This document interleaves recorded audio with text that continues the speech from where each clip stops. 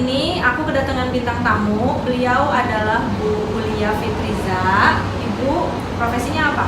Saya sebagai dosen di Fakultas Ekonomi UPN Veteran Jakarta dan juga sekarang menjabat sebagai sekretaris program studi di Ekonomi UPN. Jadi kali ini kita mau bahas studi kasus tentang masalah permintaan sama penawaran yang ada di Indonesia, khususnya lagi di masa pandemi COVID-19. Ya. Nah, sebelumnya saya mau tanya dulu sama Bu Lia, pendapat Ibu gimana nih? Udah hampir setahun lebih ya, bahkan udah mau 2 tahun. Mau 2 tahun nih, per Maret 2022 tuh udah masuk 2 tahun ya COVID-nya ya. Kalau pendapat saya tentang progresnya ya, kali ya. Kalau dilihat sih sejak yang habis kebijakannya PPKM yang sekarang ini yang nyaris hampir 2 bulan ya dilakukan, ini kayaknya keadaannya udah mulai membaik di minggu-minggu ini ya sepertinya. Nah, sekarang udah di Jawa Bali zonanya udah atau levelnya juga udah berubah. Ada rata-rata udah jadi yang level 3 ataupun udah juga ada yang sampai 2. Kayaknya Jakarta juga udah masuk ke level 3 atau 2 di beberapa daerah. Nah, itu sih yang kita harapkan ya. Makin lama makin turun lagi levelnya, jangan tiba-tiba lagi naik di akhir tahun tuh yang kita takutkan ya Bu ya. Biasanya kayak di dekat-dekat libur panjang, tanggal merah, itu biasanya akan diwanti ya sama peak dari penderita COVID-19-nya tiba-tiba jadi naik lagi gitu. Dan ini mungkin kita ngerasa gelombangnya yang kedua ya. Iya. Keulang lagi apa yang terjadi di awal tahun 2020, sekarang keulang lagi. Kalau menurut Bu Lia ini jauh lebih parah atau sebenarnya ya masih lebih mending gitu? Kalau dari segi kasusnya ya pasti lebih parah yang tahun ini kan daripada tahun yang lalu. Nah, tapi kalau dari segi kita beradaptasinya ya untuk permasalahan bagaimana kita beradaptasi dengan situasi yang baru, mungkin kita udah mulai terbiasa. Bagi orang-orang pedagang segala macam kan udah terbiasa, dan mahasiswa atau kita yang sebagai pengajar atau pelajar pun juga udah terbiasa dengan situasi yang kita lalui di awal pandemi 2020 yang apa-apa sekarang serba online gitu ya. Ya. Jadi untuk beradaptasinya sepertinya ya manusia itu memang diciptakan untuk bisa survive ya. Harus bisa survive, harus bisa agile, harus lincah mengikuti zaman. Ya, jadi mungkin sekarang jauh lebih mendingannya orang-orang udah bisa memanfaatkan teknologi ya. Mau nggak, karena itu yang tadinya awalnya mau nggak mau karena mau nggak mau harus ngikutin, dan sekarang udah terbiasa. Malah mungkin mau kembali ke era yang normal lagi, jadi mager ya Bu ya. Enakan online ternyata, pasti banyak rata-rata yang bilang itu. Begitu juga sih mahasiswanya pasti udah nyaman di suasana yang serba daring dan online. Ya mungkin ada juga yang kangen pengen berkegiatan secara offline, tapi mungkin ada juga yang masih takut-takut, atau mungkin tadi dibilang sama Bu Lia jauh lebih ada di kondisi nyaman aja karena apa-apa kan sekarang udah enak di rumah gitu kan ya. Mau pergi kemana juga jalanan udah nggak begitu macet, polusi udah nggak begitu banyak ya. Tapi tetap aja ya kita semua berharap semua akan menjadi offline kan Bu ya. Iya, sangat berharap sih sebenarnya, ingin ke situasi seperti zaman dulu kala ya. Iya. Gimana kita bisa hidup tanpa hambatan kayak gitu ya. Dan itu juga lebih memudahkan untuk pergerakan roda perekonomian. Apalagi kita kalau di situasi pandemi kan kayak moving kita itu kan masih terbatas kan ya. Dan harusnya sih memang mungkin pemerintahan yang sekarang juga memberikan satu kebijakan yang lebih memudahkan ya perekonomian itu tumbuh dari sektor paling kecilnya mungkin UMKM ya. Kalau menurut Ibu kenyataan kayak yang sekarang gitu kan, semua memang berbasis online ya, tapi kan nggak semua orang itu mampu untuk mengaplikasikan pindahin tokonya yang di offline masukin ke online ya. Mungkin ribet, dan tadi dari segi device-nya nggak tersedia, jaringan di daerahnya juga nggak tersedia gitu kan. Terus rasa kepercayaan masyarakatnya juga mungkin masih belum ini ya, belum terbangun dengan baik ya. Ya mungkin kayak masih ada beberapa kalangan masyarakat yang masih belum bisa menyesuaikan diri ya dengan perubahan zaman sekarang, karena ya keterbatasan dari baik itu dari internal ataupun eksternalnya. Mungkin kalau internal mungkin dari dia sendiri yang belum bisa mengelola mengoperasikan sistemnya, sedangkan eksternalnya mungkin dari lingkungannya yang kayak jaringan internetnya masih belum ada gitu ya. Ya mungkin dukungan pemerintah mungkin untuk yang bisa dilakukan untuk bagian kendala yang bagian eksternal, kayak biasanya kalau di daerah-daerah yang masih terpencil mungkin akses internetnya lebih dipermudah. Nah, untuk yang internal berarti itu kembali kepada personalitinya orang-orang, mau nggak belajar, mau nggak berubah untuk menjadi yang lebih baik. Iya benar. Karena memang mau nggak mau sekarang ya harus ngikutin zaman ya. Kalau nggak kita yang tertinggal teman-teman.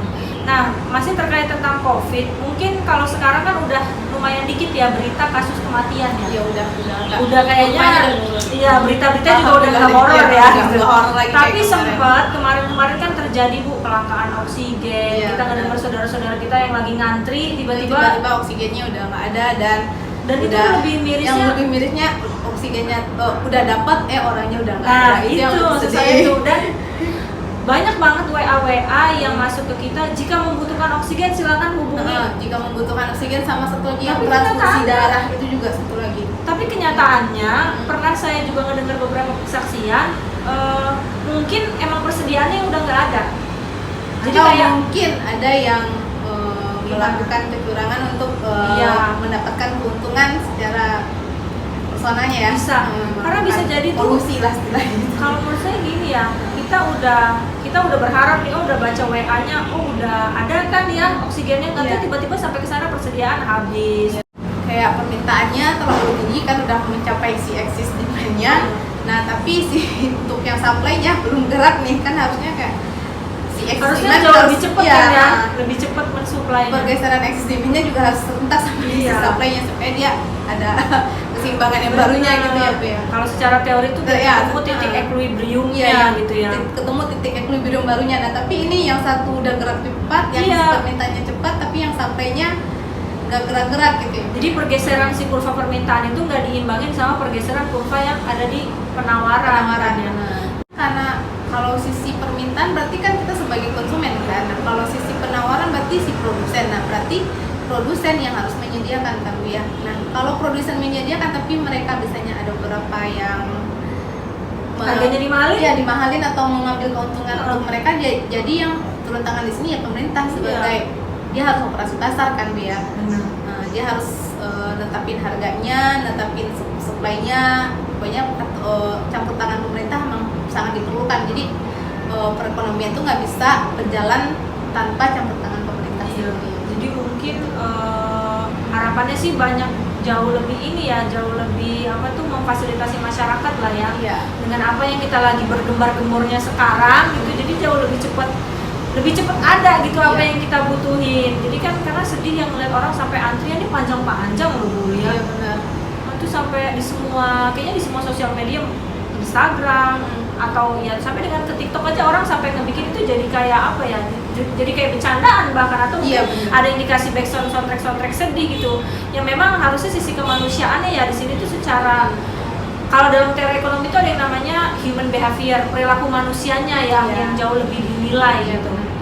Terus tapi sekarang mungkin kita udah ngeliat perbaikan ya sebenarnya sih Bu. Udah, karena si jumlah kasus positifnya juga udah berkurang kan. Berarti permintaan akan si oksigennya juga udah turun ya kurvanya. Jadinya yang tadinya eksis sekarang udah turun kembali ke bisa dibilang gitu, equilibrium yang baru, dan ini masih keadaan yang seimbang. Dan pemerintah juga yang sekarang udah jauh lebih aware, kayak contohnya PCR. Sekarang kayak udah turun ya. Pemerintah juga udah membuat kebijakan yang baru ya terkait tentang tracing untuk si COVID-19 ini. Udah menurunkan harga tesnya untuk yang PCR dan juga yang antigen. Walaupun kita berharapnya itu benar-benar tidak ada biaya ya Bu ya, seperti di negara-negara tetangga. Kalau tadi kita sempat diskusi, India berapa Bu harganya? India udah di bawah 100.000 kalau untuk PCR loh. Iya PCR. Sedangkan malah di Australia itu free, gratis. Tapi kayak gitu teman-teman bisa terjadi mungkin karena economic growth di negara mereka itu jauh lebih settle ya. Dan jauh lebih stabil saat terguncang, jauh lebih siap, sehingga mereka punya dana subsidi yang besar. Kalau di kita ya mungkin kita positive thinkingnya kita masih ada beberapa banyak pengeluaran spending yang harus dilaksanakan ya sama pemerintah, sehingga harganya belum begitu turun. Tapi kan sebenarnya itu juga kepentingannya antara swasta dengan pemerintah ya.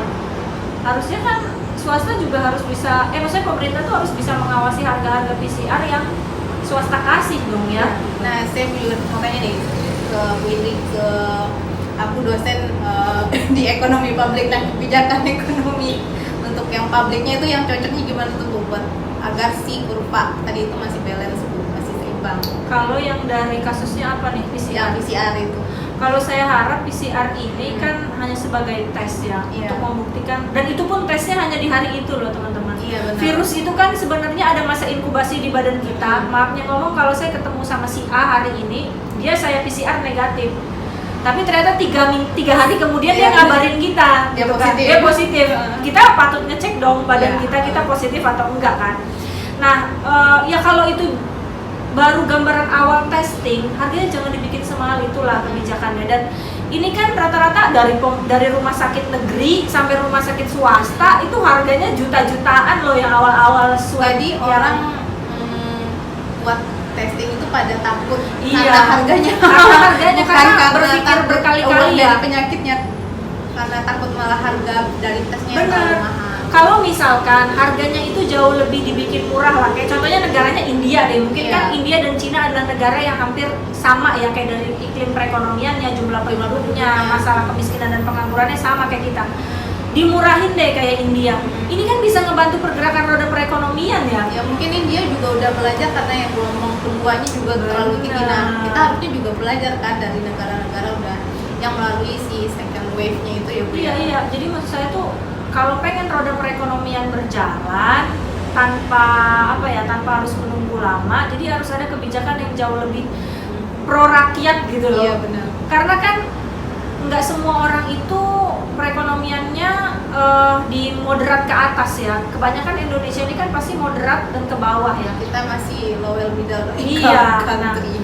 Terus maksud saya tadi gimana caranya pemerintah mau menggerakkan roda perekonomian yang mungkin dengan harga yang murah. Sekarang sektor pariwisata jadi jauh lebih tumbuh. Iya. Dan apalagi sekarang juga kan kebijakannya nggak harus PCR sih. Iya, karena kalau vaksin kedua, dosis yang kedua udah bisa kita mungkin berpergian ke tempat-tempat yang baru ya, maksudnya kayak keluar kota atau kayaknya masih yang untuk kebijakan yang vaksin dosis 2 itu masih berlaku yang di Indonesia ya Bu ya. Kalau untuk luar negeri itu kita ngikutnya ke kebijakan dari negara masing-masing. Jadi sering juga mahasiswa di kelas saya nanya, Bu, kenapa kok vaksin kita nggak diakuin ya? Gitu. Ya, itu misalnya juga negara Eropa menolak yang Sinovac gitu, mereka jauh lebih prefer ke Pfizer atau mungkin Moderna, AZ gitu.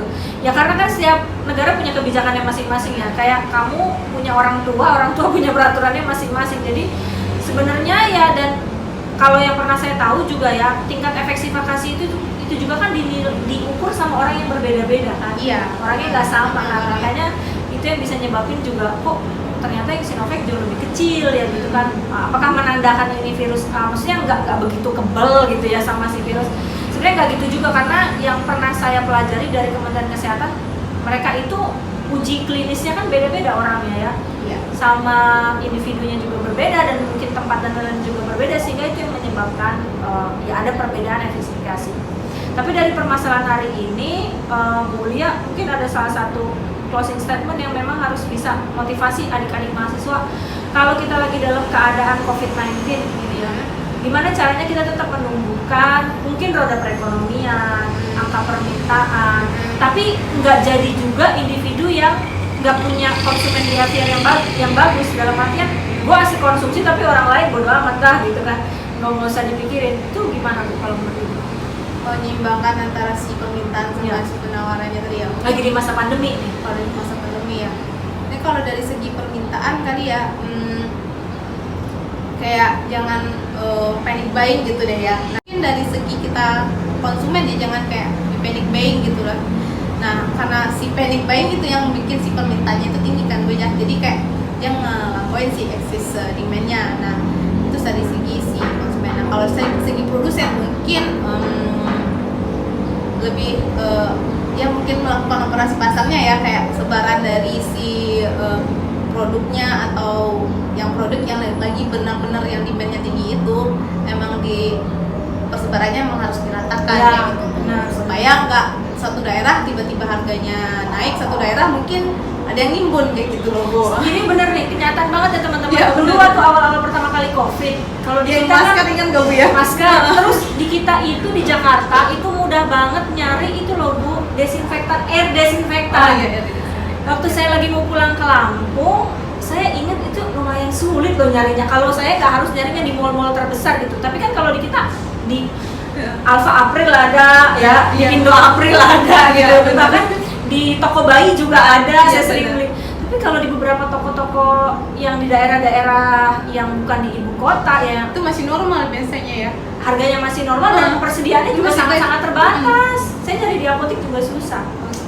Benar. Jadi Ya, dari mungkin dari segi si supplier sama si konsumen ya itu sih caranya jangan, kalau dari segi konsumen jangan jadi panik buying gitu yang bikin si kurva permintaannya jadi kacau. Iya.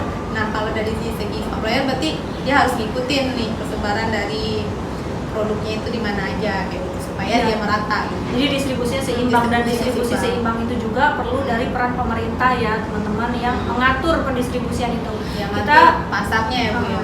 kita juga ada banyak komisi-komisi di pemerintahan yang memang bertugas untuk mengatur kayak persaingan harga, persebaran produk dan lain-lain ya. Jadi memang harusnya menjalankan fungsinya masing-masing agar ya perekonomiannya jauh lebih baik ya.